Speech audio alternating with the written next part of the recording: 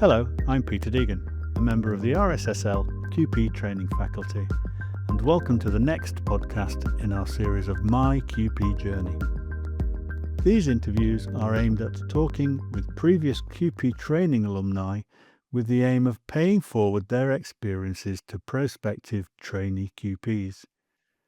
Travelling down the QP journey requires dedication, tenacity, curiosity, and of course a passion for our true customers, our patients. Of course, the first undertaking of anyone wishing to take such a journey is to learn from those who have already trodden that path, so that we may gain from their insight, their wisdom, know the best shortcuts and avoid the potholes. It's therefore my pleasure to welcome Carol Felgar, who has recently completed their QP journey and successfully passed their QP Viva. Welcome, Carol. And very importantly, many congratulations on your huge achievement. Welcome to the QP community. Thank you very much, Peter, and thank you very much for having me. It's really great to be here and to get the opportunity to pay it forward to everyone else that is still going through the journey. That's what it's all about. So really interested in our conversation today. It would be good, firstly, Carol, if you could share your background and in the pharmaceutical industry, your experience, your product experience, etc. Yeah, absolutely. So I started in QC as a trainee in quality control in a company that did generics, tablets, and capsules. So this was back in Portugal because I'm Portuguese. I worked there for about 3 years and I've done a little bit of everything, starting with the sampling of raw materials and excipients, packaging material, then slowly moving on to activities within manufacturing, sampling within the manufacturing process, then going through other systems. Then after a few months, they needed someone to do a little bit more QA within QC, so dealing with specifications, technical review of assays, updates. It's in line with pharmacopoeias. And slowly, I started to learn more about what QA does, what was the role of QA within the facility. I started to get really interested in all of that. And when I decided to move to the UK, I decided I'm going to apply to QC, but I'm also going to apply to QA, and then we'll see what happens. And I was really lucky because I ended up getting a role as a QA officer in a BPL, Bioproducts Laboratory, a company that does biologic products derived from plasma, human plasma, so purification of human plasma. And I've learned a lot. I can definitely say that that was the point where I decided I really like QA. This gives me the opportunity to see into every bit of the process, from the receipt of raw materials to the receipt of, I don't know, rejected materials. So everything from from the beginning to end. And it just gave me the opportunity as well to work with people that are really knowledgeable and that were really passionate about the work that they did. And it just made sense to me to continue in QA. So after a few years, I moved to another company, complete opposite spectrum. So it was liquid creams and ointments, non-sterile. That was also my first experience as a team lead. So that gave me the opportunity to develop some leadership skills and also to really put my risk assessment mind to work, because in steriles it's often very clear what is or isn't allowed. And when you step out of steriles and you really have to think, hold on, how concerned am I? What is the impact of this? How is this going to affect my patient? And that was really, I feel, an education on the next step of QA. And in both companies, I was really lucky to work with people that were QA managers and QPs that really made the job seem very attractive. So they had all this knowledge. They seemed to have answers for everything that you would go to them with. And part of me was like, oh, I don't know what they have, but I want this too. I want to learn this too. And not only they were really good managers and QPs, but they were also really good mentors. And they were like, okay, if this is something that you think you might want to do, you need to start getting exposure to these things. And you need to start working. Again, we start thinking about how risk assessment works and how do you apply this. And they were very supportive of me. And I think that from the moment I just voiced the idea that I would like to do this, that's when my training really started, because I don't remember a time that I didn't ask them something. And the question back was always, what does your procedure say? What do you think we should do? And that really gave me the confidence that allowed me to then, when I moved to another company without them taking off my training wheels, to then realize, no, I absolutely can do this. So that's when I moved to Lonza to become a senior group lead in QA. That allowed me to step into, again, a completely different thing. So just going for the clinical products, which I didn't really have any experience in clinical before, because everywhere I've been were commercial companies. Again, a company with a wealth of knowledge, with so many people that know so much about what they're doing, but such a diversity of products as well, being a CDMO, and having that component of the development work of the clinical batches, that really helped paint the other bit of the picture that was missing too for me. So where does it begin? So yeah, and this is where I am now. That's a great summary of a very broad and differentiated product history and experience history.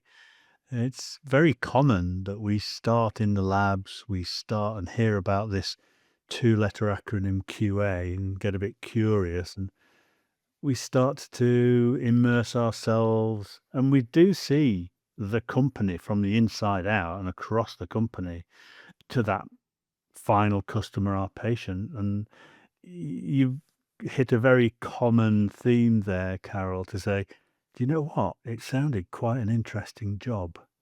It really did. And then you start to deconstruct it, get that onion skin layering right down to the core, and you realize the breadth of information.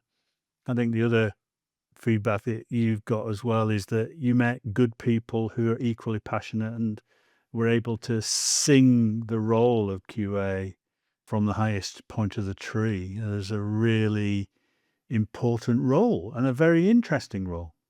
Yes, absolutely. And I think that that is one of the key things. I feel it's a very common theme when people talk about their journey and say about how I had so many people that supported me. But I don't think I can stress enough how lucky I have been through all the companies I've been to have people that supported me and that supported, enabled, encouraged my curiosity on wanting to know how things work.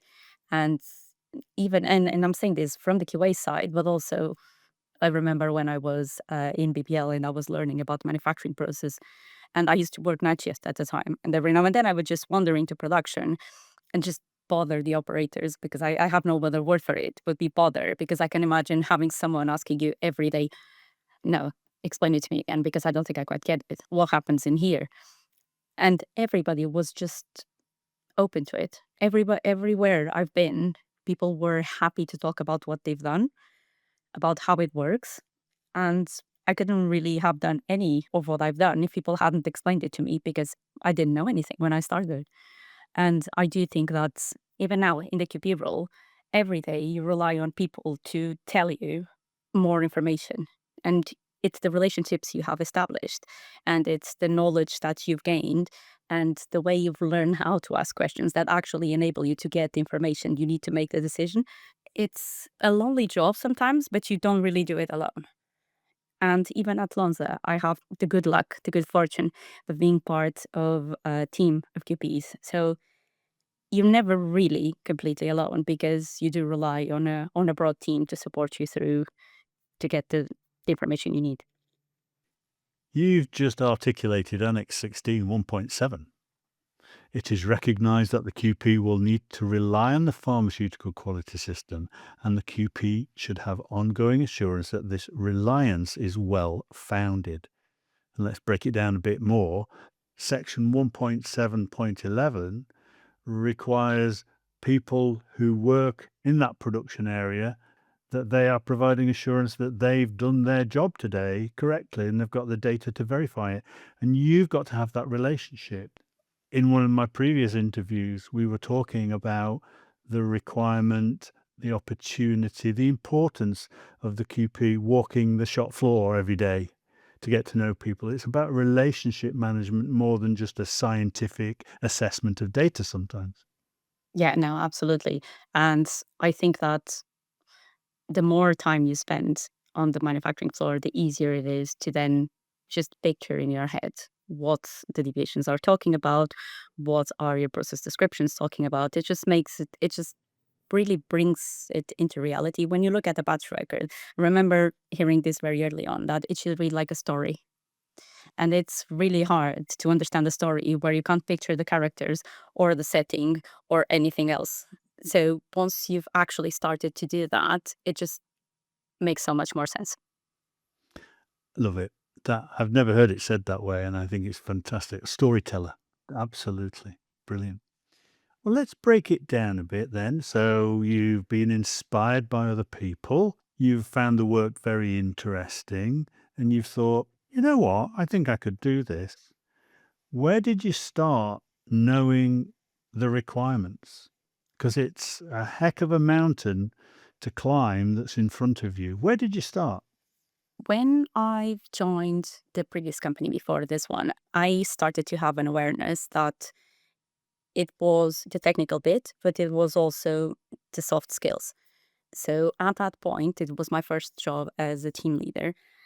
I focused more on developing my soft skills. So what I thought would be needed and to be able to interact with all of these departments, because I feel like one of the things that it's really useful to learn before you actually qualify is that you will have to manage down, you'll have to manage up, and no one will report into you. So learning how to navigate that, I think it was, for me at least, it was an interesting experience due to personality, just way of approaching people. I remember that one of the things we've done were around personality characteristics and how I have a more analytical personality, but I understand that not everybody will respond to the way I express things. So how to learn how to communicate. I think that that's what I meant. How to communicate to people and how to do it in a way that they respond. And then once that happened, I then started focusing on, right, I think that this is the time. I've discussed with my manager that my long-term objective was to be a QP. And one of the first things that she told me to do, which I will pass on as one of the greatest advice I've ever received, was fine, get your study guide, and I want you to do a gap assessment against your study guide so that we can figure out what is it that you still have to do. What are the technical skills that you still need to gain? And then we'll see what you can do as part of your job that will start to fill in those gaps.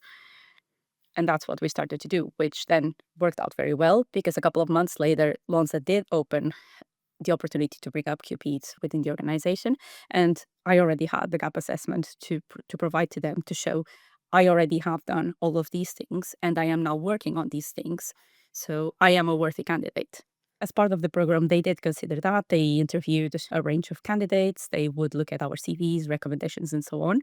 And then they picked two candidates, myself and one of my friends. And then we started doing the RSSL training. So we had really good feedback from the RSSL training. And at the time, we were really, really supported by the commercial liaison and was great explaining everything to us, helping us get the packages set up in time for us to be able to start our training. And that was really how the whole thing first began. One of the things that I didn't really realize until I started the training is that it's going to be difficult. It's going to take a lot of your time. You have no idea how much. No matter what people tell you that is going to be hard, you don't really get it until you went through it. And it was obviously something that we had to do outside of the work hours, but having the company's support if we needed to attend classes, if we needed some extra time to do something, really, really helped bringing all of this into fruition.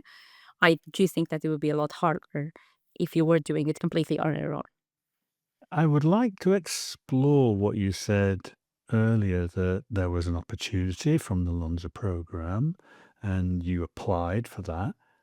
Many people have to justify or apply or convince or influence their management to do the QP journey. So, in your application on your company's program, what made a difference? What made them decide you versus others?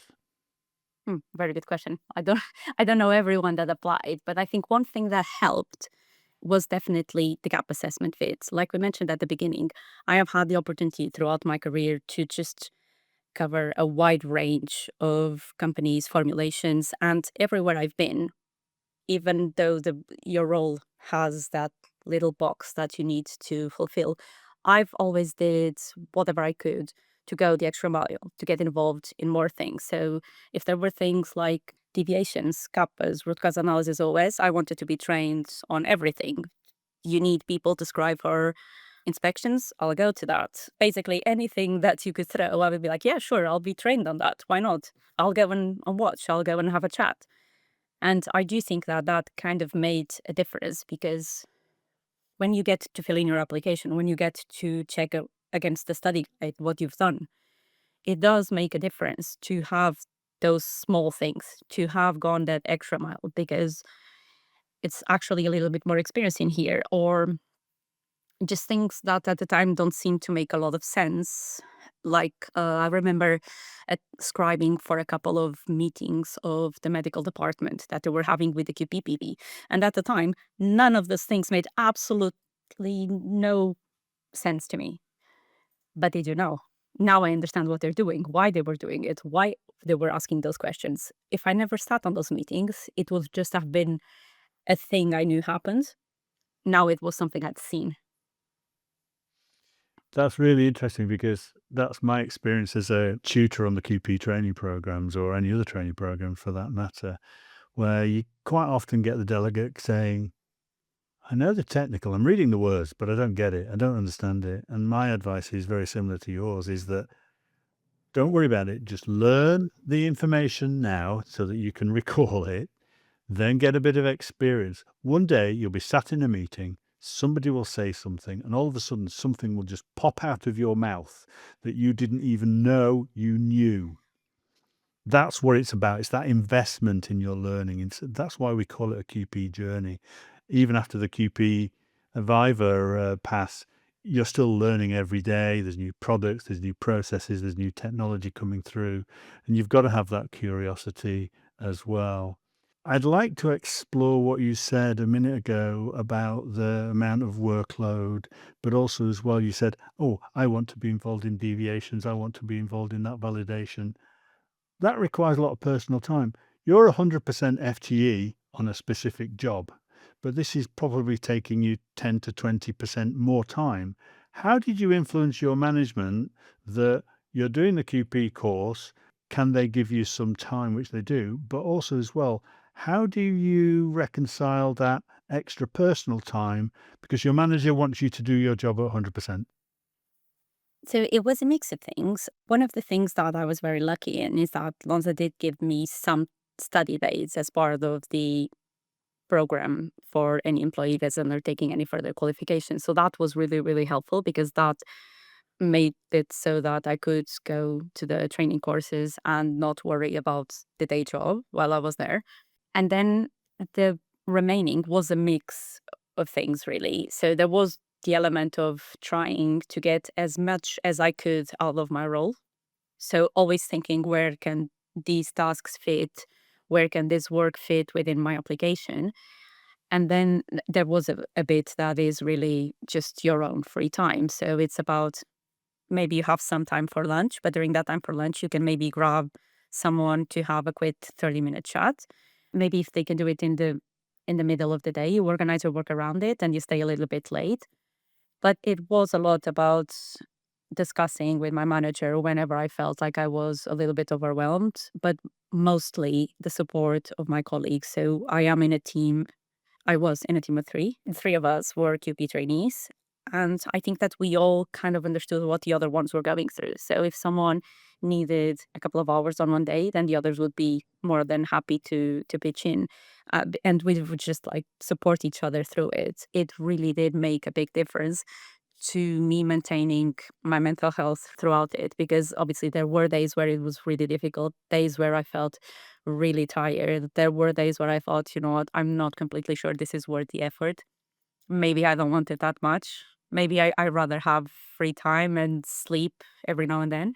But I really feel like the days that I couldn't really see the end point, my friends supported me through it, my family supported me through it, and everybody has been as well very understanding of the fact that the amount of free time I had was less.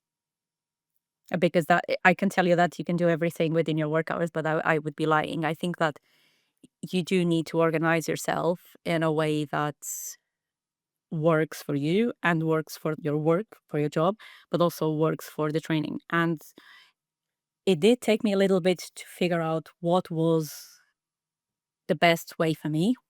I feel like some people maybe are naturally organized with their time. I am very much at work, and then outside of work, I am a completely different person.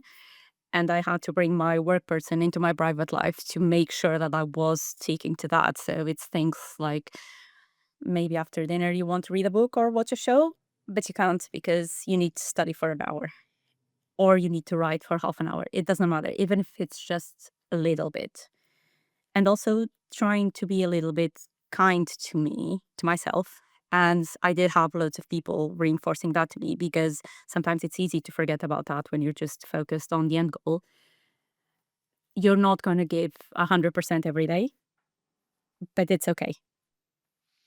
I like that very much. What you're saying to me then is it's not an isolated, selfish journey. No. It's a joint journey with your friends, with your family, with your colleagues around you.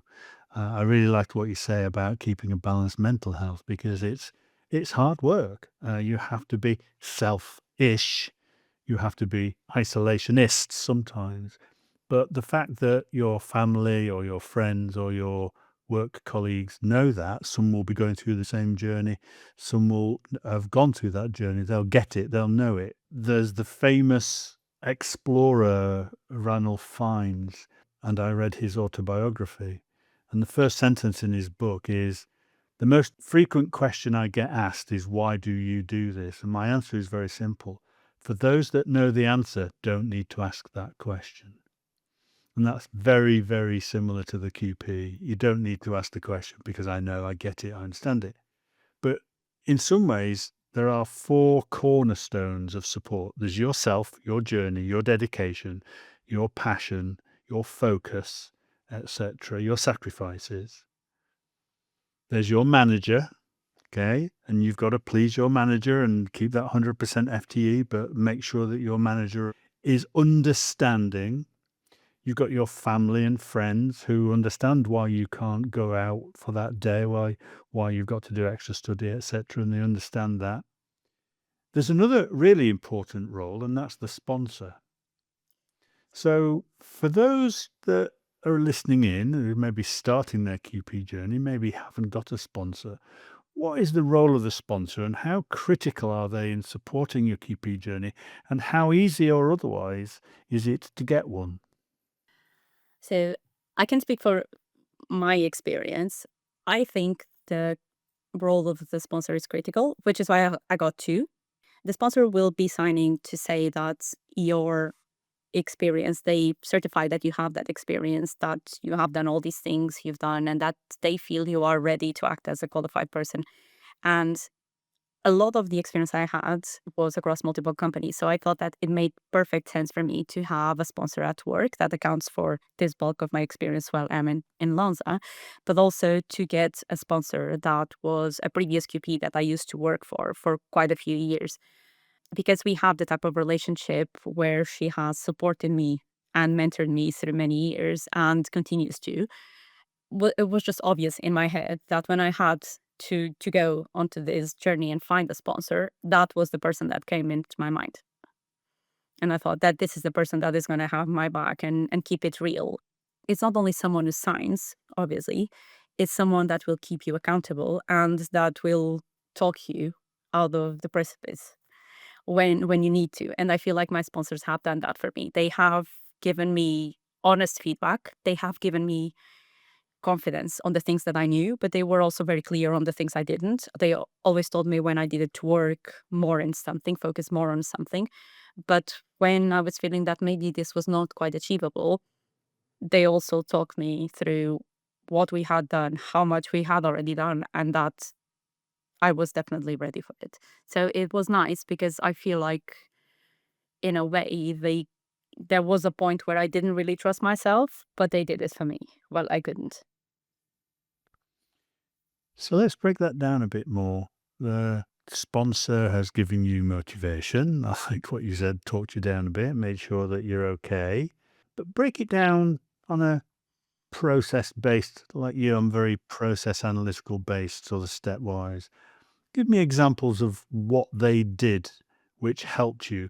The reason why I ask that is that we are professionals. It's your journey. It's not your sponsor's journey. Your sponsor is an enabler, a mentor, a director, but they can't own your journey. So, how did they facilitate your journey and keep you owning your journey?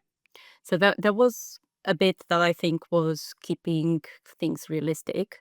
So, for instance, at the beginning, when I started doing the training courses and revising, I had this really great plan about what I would review in which day. And I had things to review every single day, weekends included. And my sponsors told me that that's not going to happen. I can tell you right now that that very beautiful plan is going to be out in 2 or 3 days. So go back, build in time to rest, and really think about what is it that you need to focus more time on or less time on, because you are not in the same place in all of these subjects. So it does not make sense that you are allocating the same time to all of them. And they have told me as well, work backwards. So figure out when it's the date you're going to end and then work backwards from that. They have been really good at giving me feedback in terms of the application. So one of the good things of having two sponsors and having people that worked with you. So I would give the advice, pick a sponsor that has been with you through some of your personal journey, because you are not going to remember everything you've done, but sometimes they will, because they will read through it, and also give it to someone as well that is not necessarily your sponsor, but that has been your manager for a long time or something. Because I've done that, and a lot of times I got the feedback of, "Oh, do you remember this thing we've done? I think it would look really good in here." And I just hadn't remembered what they were talking about. But then when they said it, was like, "Yeah, I completely forgot about that." Because you're trying to condense a lot of years in not that many pages, so you will forget about things. So the sponsors were really good as well for that, to help me figure out how I could best write my application to show as much as I could of my experience. And then as it went closer to the Viva date, one of the things that I found while I was preparing for the Viva is that I found the situation of the Viva really, really stressful, to a point where it was stopping me from getting the knowledge out of my head. And the fact that they've worked with me on that, that they found new people that I've never seen before from their network to help me through it, to do mock vivas with me so that I could get more comfortable with it.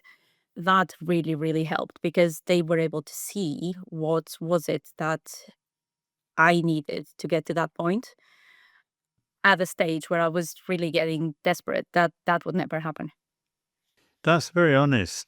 And many people go through the same thing. It is an incredibly onerous task to walk through a door into a room with three people in front of you who are going to, you think, deconstruct your last 3 to 5 years. But when I interviewed Gurpreet, she said they were very nice. They were. They were. Is that false blocker that you put up in front of yourself, which is a very normal human thing. But it's great that you had people supporting to break down that wall of misunderstanding in some ways. No, it was very good. And I think that one of the things, at least for me personally, that really helped was having these honest conversations about the worries that I have in relation to the Viva. Because everybody was telling me that they were really nice, but all I could think about in my head was, I've worked through all of these years, and then on one day I can have one bad day and ruin it. And then obviously I have all these people that know I'm training, and then I have to tell everyone that I failed. And it was just these ongoing thoughts that would just, it was just not helping me. And I was the one getting in my own way. And they were able to just crack that. And not only my sponsors, one thing that I would really like to acknowledge, one of the things that I got from RSSL that it's incredibly useful, and I do think that everyone should aim for that when they're doing the QP training, was the network I built. There were a lot of people that I've met, which led to then having a lot of study groups, of having chats with people that are going through the same. And when you see that everybody's going through the same, it kind of makes you think, all right, none of these things that you are thinking are reasonable. It is all stress. We're all going through the same. So just chill. I think I would congratulate you on being a very normal, typical human being. And getting stressed at things that are stressful. Yes, I know. It is. Everybody has the same journey, and those networks and the RSSL WhatsApp group and the RSSL networks groups and the training courses, it is an alumni, very much so, and everybody going through the same journey just really passionately wants to support each other. Yeah, and I did feel that there was a lot of exchange of experience, exchange of knowledge, and that everybody that I've met was really open to sharing their experiences.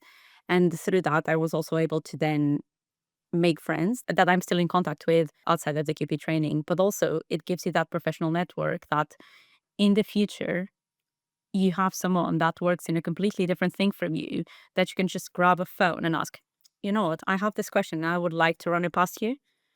Because it's just, you just have this width of experience that you get to share in the same way that you get to give back to them whenever it's needed. And I do think that it's not a price you can put on that. And also during the QP training, that also allowed me to go and visit other facilities, visit other sites, which I think again was very, very helpful because you can't see all of their presentations, all of the types of products, but you can try to at least visit a little bit. And again, it just makes it easier to picture the things that you're reading. So that network is really vitally important to keep you sane in some ways, to keep you right on the focus where it is a normal reaction. It is a normal experience. Everybody's going through the same thing. There's a strong parallel with I'm the lead tutor on the IRCA training course for auditing. And there's an exam at the end of the week, and everybody sort of builds up their stress. As part of the QP Viva and the assessment, the assessors are looking to see whether you have the skills, knowledge, and experience to be a qualified person and certified batches. That's all. It's not to catch you out.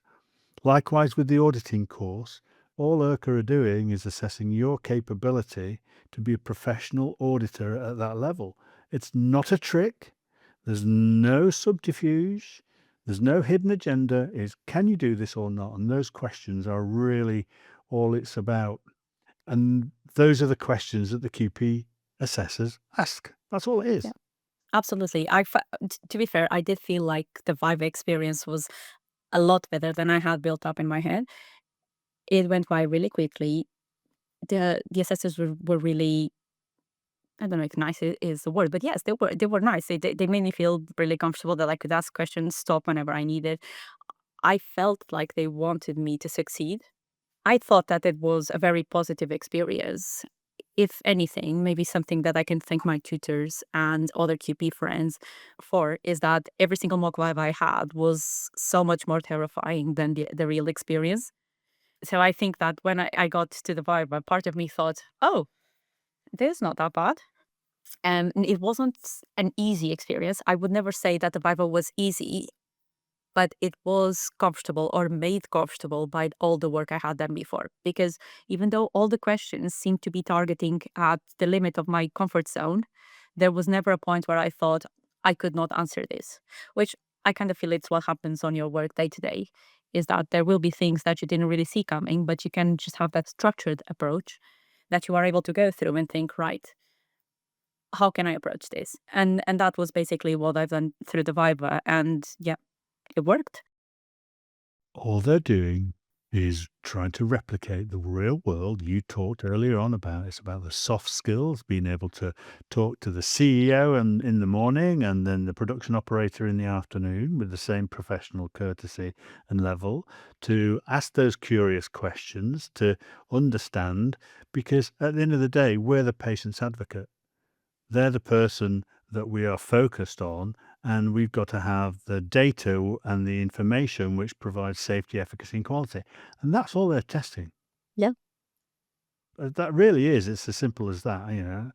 I do agree it's not a walk in the park, but The aim really of your preparation and your training is have that confidence, as I said, to walk through the door to the room and sit down and say, "Hi, I'm Carol. What do you want to know?" Yeah, I think that it was Neil, one of the RSSL tutors, that said this expression that stuck in my head. Either Neil or Rob, can't remember. But that all they want to know is that you are a safe pair of hands. And that stuck with me. Yeah, that's all they want to know, that you're safe. Absolutely. But coming back to your sponsor, and they were very clear about don't put too much time on that. You're overcooking this one, focus on that one. In the UK Joint Study Guide, there are 3 foundation knowledge elements, which are law and admin, role and professional duties, and the pharmaceutical quality system. How much emphasis did you put on those with your sponsor over the other modules, if you know what I mean? Yeah. So we've put a lot of emphasis on that one. And it's not only in the Viva preparation, but on the day to day, starting to drive back a lot of the conversations that we were having in the workplace, start driving a lot of it back to what do the regulations say about this? What regulation would you go to? Just get myself comfortable with where would I reference, where would I go? Even though a lot of it I would already do as part of my normal role, there will obviously be additional things. And as part of the mock Vivas, there would always be that element of what is your role in this? What would you do? Where would you go? Where would you check? And a very clear distinction, especially when answering what are the things that I would do and what are the things that I would like to be done. So, what is exactly the responsibility that rests with the QP? And that I think was challenging at the beginning because I've worked for a long time in a QA role and you're still QA, but you are the QP. So, you have to like give that step to then just have like the more helicopter view. And I think it took me a while to get used to that, to not be too focused on some of the more specific things and consider the wider picture. I remember, for instance, one event that we had in one of the RSSL webinars. The tutor at the time presented a scenario, and me and my friend were very happy because we got to the root cause. And the tutor just stared at us and like, well, congratulations, but your water loop is still on hold. What are you going to do about that? And it just hit us that, oh yeah, we've done the QA bit, but now we need to do the QP bit. What are we going to do about it? And I think that that was a process that my sponsors had to work with me, was to get into the QP mindset and not into the QA mindset. Because in the end of the day, that's the bit that you are responsible for. That's what you're an SME for. Everything else, someone else is the SME. Someone else knows and can support you through it. But roles and responsibilities, law and admin, PQS, you are the person. So people will come to you and you will have to be the SME for them. So you have to know yourself. And you have to be assured that the pharmaceutical quality system is well founded. As a QP, I need to see the bigger picture. It's about standing outside the factory walls, looking in, because we, on a day-to-day basis, yes, we look at the batch folder. Yes, we look at the environmental monitoring report. Yes, we look at the training records. Yes, we look at SOP compliance and etc. But it's the sum of the whole parts is pharmaceutical quality system. What signals is it telling me about, look at ICHQ10 coming through. The objectives of ICHQ10 are to achieve product realization, but the second one is to ensure you have established and maintained a state of control. Just because that batch folder says okay, just because the training records are okay, was the quality system in a state of control with the requirements of the marketing authorization holder in terms of the law? That's the bigger picture, isn't it?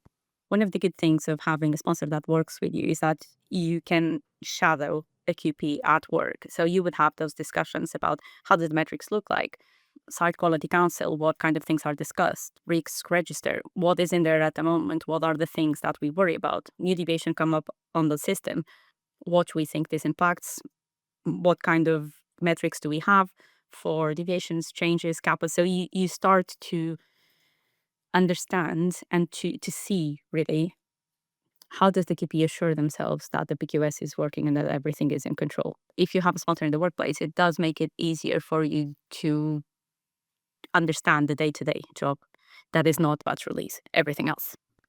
So let's move on. You've done some QP training, you've got the practical experience, you've got a sponsor, and they're working with you to understand the breadth of the soft skills as well as the technical hard skills. And as you say, looking outside the factory, looking in to see the bigger picture of a QP. And I really do like what you said is that I can do the QA job without blinking. It's the QP job that I've got to keep reminding myself to do. So you've got quite a way. Then you have to fill the application form in. When did you start your application form? I started my application when I've started the modules because everybody kept saying start it as early as possible because it's really long, it takes a really long time, and it's really difficult. So I started putting some bullet points against some things. And then I thought at a later date, I'm going to go and write all of this. I wish I hadn't. I wish I started writing maybe even before I started the modules because I got to the point where I finished the modules. I was ready to start revising because that's the fun bit. And then I had this document that I still had to write, and I had no idea how to translate those bullet points into words that actually made sense. Because I had all the bullet points, but every time I was writing, and they say, oh, demonstrate your knowledge through application. And every time I was writing, I just thought, oh, but this is just a day job. Surely this is not the kind of extreme, valuable experience that everybody is looking for, because this is just a day job, isn't it? This is just review the deviation, review the change control. This is just every day. Surely there must be more to it. And I just struggled to. Maybe I think that it's something now that looking back, I have a newfound appreciation for. I think I struggled at the beginning to see the value of the work that I had been doing for so long and how much I had gotten out of it. I think that once that realization sank in, it was easier to write because then I could understand that because I've done these things, I have got this knowledge, but it wasn't immediate and it wasn't easy to get to that flow of writing. So if there is any advice that I can give to anyone is the moment you decide you want to become a QP, start noting down things you've done because you will wish you remembered all of those things you've done. And do not wait until the end of the modules to start writing, even if it's not too much. I wish now, looking back, that I had spent more time writing early on rather than revising. I should have done it the other way around, not only because it was a really long task for me. I did not enjoy it. I don't know if it was because it was the biggest work in English that I had written. I don't know if it was because at the beginning I just didn't know how to phrase it, but it just took me a really long time. And then that ended up delaying everything because I submitted my application and then did not get a Viva date. So I got a call 5 months after I submitted to tell me my date was 3 months after. So by then I was overread, overprepared, over revised, and it just got to the point where I had to stop revising because I was just getting really, really tired. And at that point, I still didn't even have a date. So I think that I would rather have the application done and then submit whenever I felt I was ready than feeling that I was getting close to ready, but the application wasn't. Yeah. No, it's an interesting point, isn't it? And I think there are two types of people. Those people who want to fill it in as early as possible, and that's the general consensus, I have to confess. But there are those people that like a little bit of pressure before they really have to start, and they'll start it at the end of the training. Not wrong, just different ways of approaching it. But my personal experience and the feedback I get is you forget a lot of things, as you said. And you might have the luxury of others reminding you of that experience, like you said before, but you might not, and it's really hard.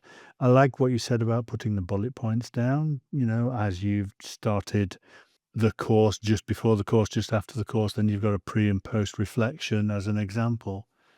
But building it up, I think, is really the consensus of opinion. So, you've filled the application form. It's taken nearly 8 months to get yourself a date, and you've been revising, etc., and you've had the experience of the Viva. Did the application form help you then in your Viva? When I wrote the application form, when I finally understood how to convert those bullet points into words, one of the things that I've realized is that there were fields where I had loads of bullet points and fields where I didn't have that many bullet points. So I kind of thought, if I don't have that many bullet points, I need to make sure I have these completely tight in my head, because the chances that this is going to come up on my Viva are probably high. Because I will give an example. Having worked in sterols, now working in low bioburden, I had a lot in my micro section. I got one tiny micro question. I was hoping that I would get loads of micro questions. That didn't happen, which I kind of understand why. Whereas in API, I got a few questions API related, which I knew would probably be coming because I don't have as much experience in chemical APIs. So the application definitely helped in the preparation because it gave me a very obvious picture of where my weaknesses were. So it helped me prepare a lot better, I feel. And that definitely paid off on the Viva because there were things that were brought up that I already knew or was pretty certain that could be brought up. And what would you do differently for those listening in who are just about to start their application form? Like I said, I would have transformed those bullet points into words a lot earlier than I did, just because for me it was a lot harder to write than I thought it would be. When you have identified your weaknesses, just prepare for them. I think that one of the things that I felt really helpful when I came to the Viva is that I was very well aware of what my weaknesses were, what my strengths were, but I was also aware that just because I didn't know 100%, that didn't mean I didn't know everything I needed to know. So there was a point in my Viva where I had to say, I do not know. But I had done so much prep and I was so confident that that thing I didn't know was a little bit that I just carried on. It didn't really hold me back. I didn't know that. They asked me another question and we cracked on. But isn't that normal day-to-day QP operations? Absolutely. The fundamental thing about being a QP, it is not training to be an expert in everything. It's you are a professional in an environment. You know who the experts are. You know the key points that the experts are saying to convince or assure you. I had exactly the same experience in my Viva. What they wanted to know was about bioavailability analysis. And I'd misunderstood the question. And I says, I don't know, but I know the microbiologist, I know the biologist, I know da da da da. And I would get their information and I would get their advice. And they went, yeah, okay, fine. Yeah, It's not a binary situation. In a real day-to-day job, if you don't know, you'll go find somebody who does know and will inform you. And that's really what the QP assessors are trying to find out. What is your network? What is your knowledge? What is your understanding? You're not supposed to know every single thing, but you need to be able to convince them you're a safe pair of hands and know who to go to.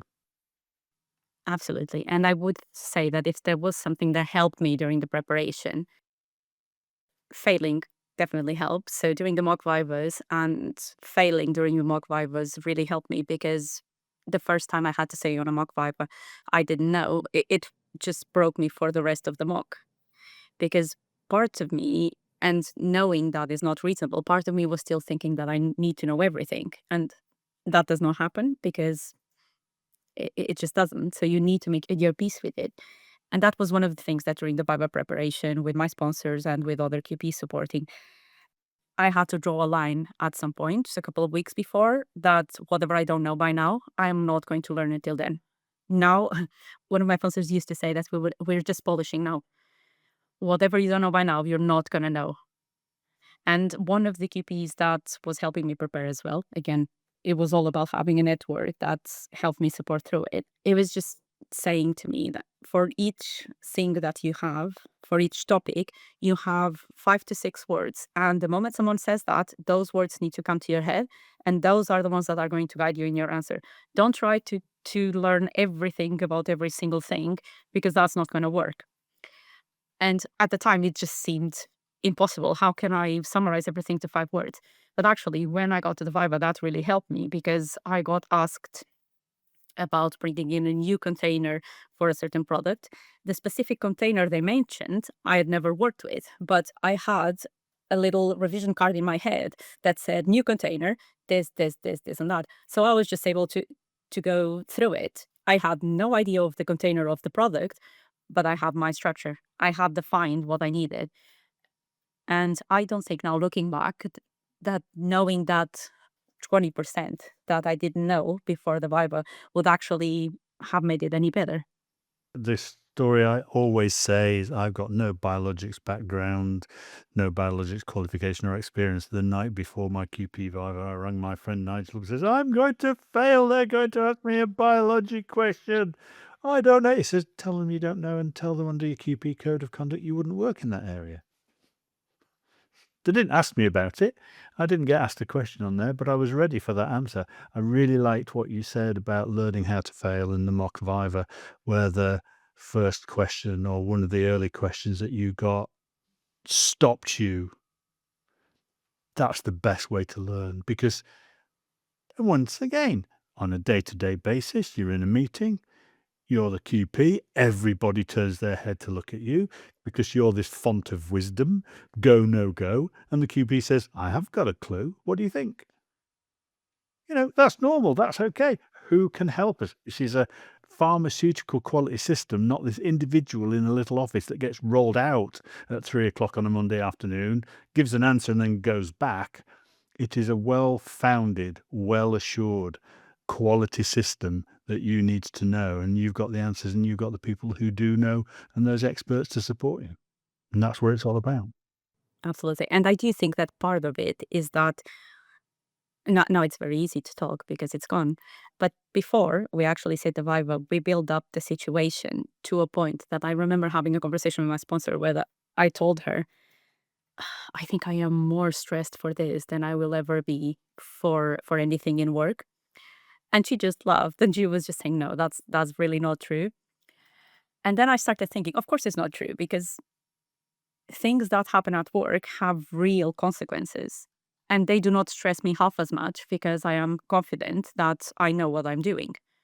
So the Viva really, if I fail, well, yes, I fail, but it's just putting it into perspective because if I am able to sit at work and be calm and rational about the decisions and about the work that I do, there is no reason why I wouldn't be able to do it at the Viva because the stakes at work are so much higher. At the Viva, I'm the only one that's impacted by it, really. And if I fail, one of the people that used to go to the RSSL course, he used to say, well, if you fail, the first one is a practice run. I like that. You learn more from failure than you do from success. There's no doubt about that. I urge you to read Ranulph Fiennes' autobiography. He is Mad, Bad and Dangerous to Know, I think he was called. Absolutely. Because that's what it's all about. Having said that, we all aim to pass our Viva to be able to provide that safety, efficacy and quality certification for our prime customer, our patients. I think what you said is very perceptive about the impact of our decisions. We are trained, we are competent, we are knowledgeable, and that's our key customer. And we really must put that front and center. Is where it's all about. Just having that at the forefront of your mind, I think just makes it easier, I think, sometimes to make the decisions because there's one thing you have to worry about first and foremost. And once again, we come back to the role of the assessors is to assess your capability to meet the joint study requirements and be able to be that safe pair of hands. That's what it's all about. Absolutely.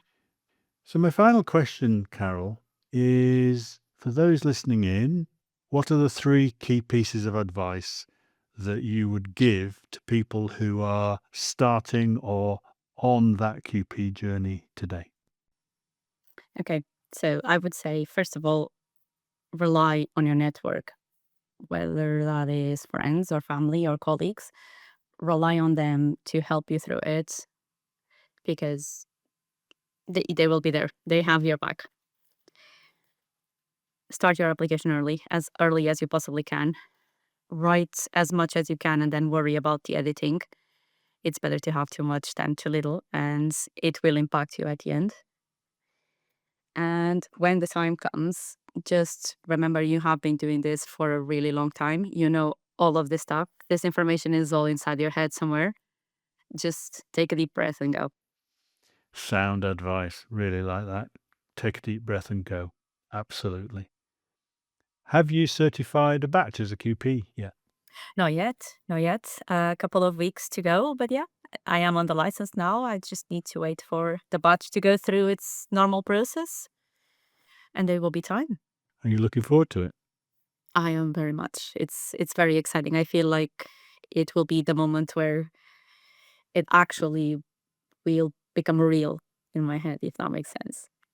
Oh, very much. It makes sense. Everybody does exactly the same thing.